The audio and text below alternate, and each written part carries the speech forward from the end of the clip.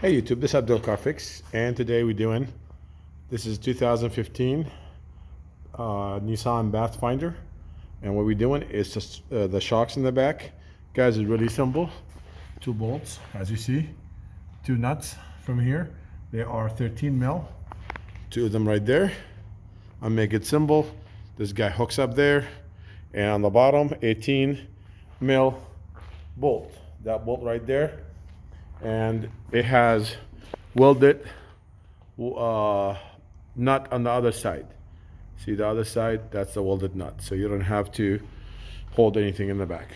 You do that, and then you press it down, and you pull it out. Now you have to transfer this guy. You have to transfer the top hat here. Stick that middle bolt out. Transfer the hat to the new struts, which is right there. Okay, and then you'll insert it back and bolt it back the way it was. As easy, as simple as that, guys. Thank you for watching my video. Please subscribe to my channel.